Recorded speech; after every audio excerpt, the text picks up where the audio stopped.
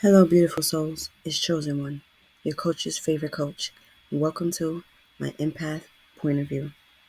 In today's video, we get into the heart of something that many empaths struggle with deeply, and that is holding on to past trauma. If you're an empath, you've likely been through experiences that left emotional scars, memories that lingered, and burdens that weigh heavily on your soul. Today, we're going to explore why it's time to let go of this pain, how these past traumas are holding you back, and why freeing yourself from them is essential for stepping into the empowered, fulfilled life that you deserve. Imagine your life as a journey where you've accumulated a heavy load of emotional baggage that ultimately becomes invisible weight that attaches to your subconscious mind. You're carrying around every memory, every emotional wound, and every moment of pain that you've endured. Now, as an empath, that invisible weight isn't just a little to carry.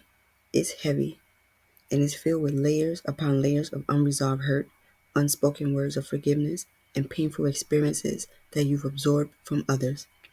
But you're not just carrying your own burdens. You've picked up the weight of others' pain along the way. And here's the truth. Every step forward that you try to take with that invisible weight becomes harder and harder.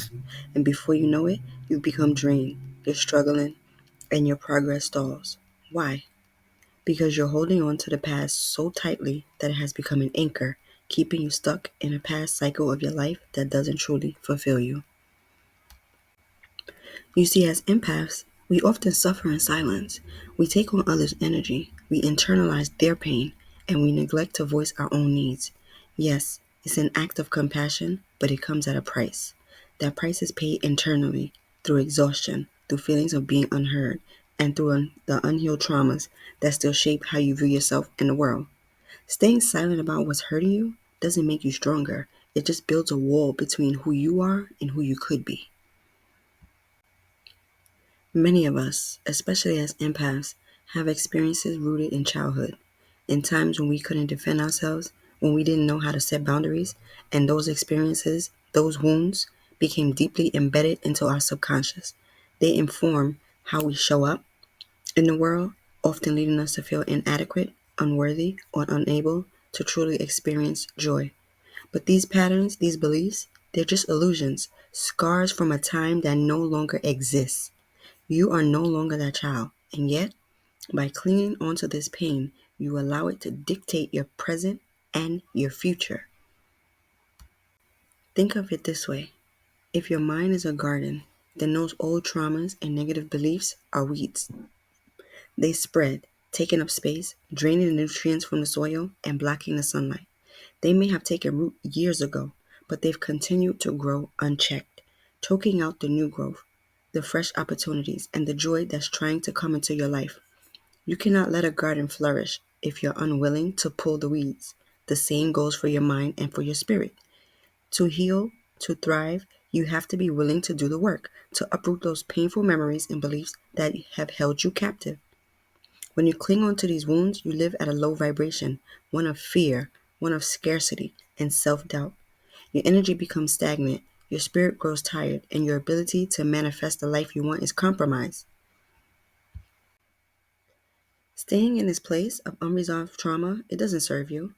It's time to consciously release it, to finally step into a new level of awareness where you're no longer defined by your past, but are instead empowered by your present choices. So how do we do this? It starts with setting the intention to heal, with making a commitment to stop letting the past run the show. You have to be willing to confront these shadows, to let yourself feel what you may have buried. Healing is not about bypassing pain or pretending that it doesn't exist. It's about transforming that pain into wisdom, about using those experiences to deepen your understanding of yourself.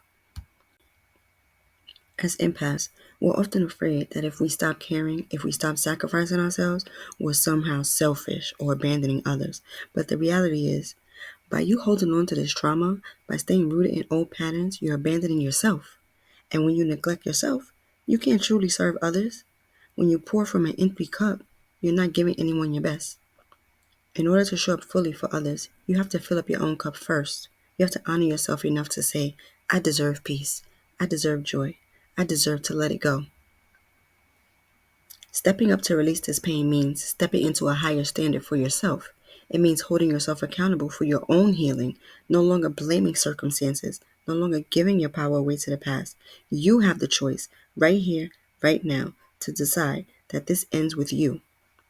You get to choose to break free, to release, and to grow. And it starts by facing these traumas, by saying to yourself, I am ready to heal. I'm ready to let go. Because at the end of the day, if you continue to carry the weight of your past, you're only sabotaging the beautiful future that awaits you.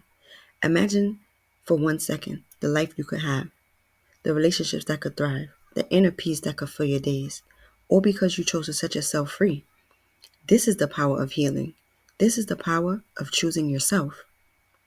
Empaths, it's time to let it go. It's time to release those traumas, those wounds, and to reclaim your energy.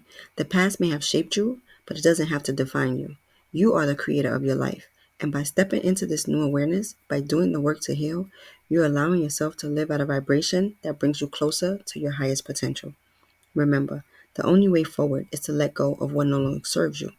And trust me, on the other side of this work is the freedom, the peace, and the joy that you've been waiting for.